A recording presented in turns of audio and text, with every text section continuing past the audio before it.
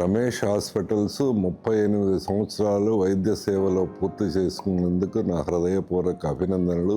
నిజానికి ఇదే first private cardiac centre ఈ రీజియన్లో విజయవాడలో మొదటిగా మొదలుపెట్టారు.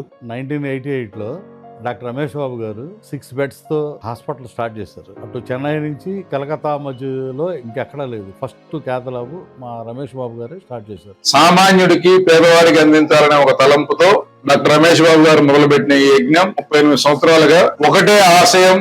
38 years for an organization is not very easy. Passion తో ఉంటే తప్పితే ఏ ఆర్గనైజేషన్ 38 ఏళ్ళు అదే కంటిన్యూ అవటం కష్టం. With the same ethics that was there on the day one. Ramesh గారే నాకు కార్ డ్రైవింగ్ నేర్పారు. 500 ఇచ్చి బయట ఫస్ట్ నేర్చుకో అని కనపని చెప్తే నిదానంగా ఫస్ట్ చిన్న అంబులెన్స్ అని మనకు ఉండేది, వెనక్కి ముందుకు పెట్టేవాళ్ళం. 1998 సంవత్సరంలో మార్చి 30వ తారీఖున నేను రమేష్ హాస్పిటల్లో సెక్యూరిటీగా జాయిన్ అయ్యాను. నేను జాయిన్ అయినప్పుడు అందరూ చాలా మంచి రిసీవింగే బాగుంది. అసలు గేట్లో నుంచి హెచ్ఆర్ వరకు, హెచ్ఆర్ నుంచి పిఆర్బి సార్ దాకా నన్ను తీసుకెళ్లి ఇంటర్వ్యూలు అన్ని చేశారు. చేసిన తర్వాత నన్ను సెలెక్ట్ చేశారు. నూజివీడులో ఎలక్షన్ బందోబస్తు కోసం నేను వెళ్ళినప్పుడు నాకు హార్ట్లో పెయిన్ వచ్చింది. మ్యాసివ్ హార్ట్ అటాక్ వచ్చింది. నాకు స్టంట్ వేస్తారని తెలియదు, భయపడ్డాను. నాకు హాస్పిటల్ అంటేనే భయం. హాస్పిటల్కి వెళ్తే నాకు బీపీ పెరిగిపోద్ది. బైపాస్ అప్పుడు మాత్రం రమేష్ గారు చెప్పారు, నేను భయపడుతున్నానని, నాకు వద్దండి ఆపరేషన్ అని భయపడ్డాను.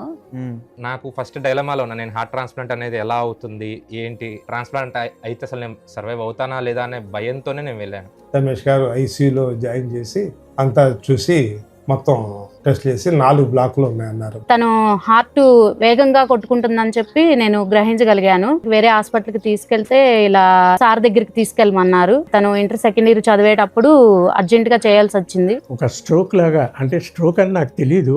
ఒళ్ళంతా చెమటలు పట్టేసి బాగా వీక్ అయిపోయి ఏంటో నాకు ఏమీ అర్థం కావట్లేదు.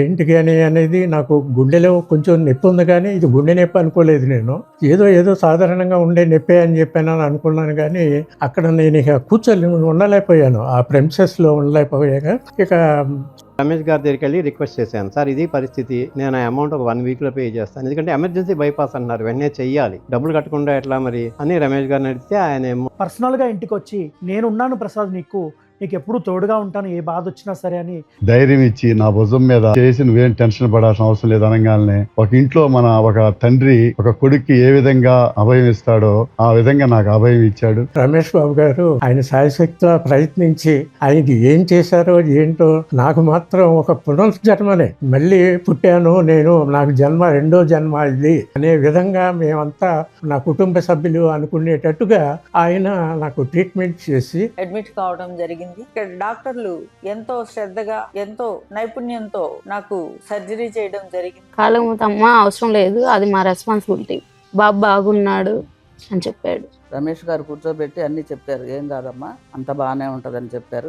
ఆదివారం సాయంత్రం 7:30 గన్నవరం ఫ్లైట్ దిగి డైరెక్ట్ గా హాస్పిటల్కి వచ్చి మా ఇద్దరిని చూసి అన్నింటికి వెళ్ళాడు. సార్ నాకు ఈవెన్ ట్రాన్స్ప్లాంట్ డే రోజు కూడా మార్నింగ్ కూడా నాకు వచ్చి ఒక బ్రీఫ్ ఇవ్వడం జరిగింది. అనుభవించాల్సిందే తప్ప చెప్పేది కదా. ఆ రకంగా అంత ప్రాణం పెట్టి చూసి 98లో నాకు ప్రాణదానం చేశాడు. మా నమ్మకం ఏంటంటే డాక్టర్ గారు రమేష్ గారి దగ్గరికి వెళ్తే ఆ పేషెంట్ ఖచ్చితంగా ఇంటికి శుభ్రంగా వస్తాడు. సర్జరీలైనా కానీ, యాంజియోప్లాస్టీలైనా కానీ, హార్ట్ అటాక్ లో సర్వైవ్ అయ్యి వెనక్కి వచ్చిన వాళ్ళు సుమారుగా 1200-1500 మంది ఉంటారు. 2 సంవత్సరాలు ఇంకా ఎక్కువ ఉంటారు డెఫినెట్ గా. Their commitment is really very awesome.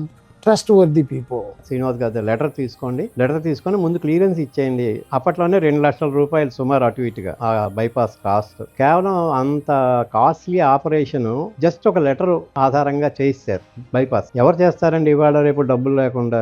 Ramesh హాస్పిటల్లో అంటే ప్రాణం పోసేటువంటి హాస్పిటల్ అండి. ఆయనలో నాకు ఒక దేవత కనిపించిందండి. మాకు రోల్ మోడల్ ఆయన్ని చూస్తే మాలో ఉండే లేజినెస్ అంతా పోతుంది. డే అండ్ నైట్ వర్క్ చేస్తారు. 2 గంటలకు పొద్దున్నే నిద్ర లేవటం, పొద్దున్నే ప్రతి పేషెంట్ని పలకరిస్తారంటండి. వచ్చి అసలు ప్రతి పేషెంట్ని కూడా ఎట్లా ఉంది, మీకు హెల్త్ ఎలా ఉంది, కండిషన్ 2 గంటల నుంచి రౌండ్ స్టార్ట్ చేసి ఎంతో కొన్ని వేల మందికి ఆయుష్ని పోసారండి. రాబోయే రోజుల్లో రమేష్ హాస్పిటల్స్ గుంటూరు కానివ్వండి, విజయవాడ కానివ్వండి మరింత వృద్ధిలోకి వెళ్ళాలని నా అభినందనలు రమేష్ హాస్పిటల్కి మనస్ఫూర్తిగా తెలియజేస్తా ఉన్నా.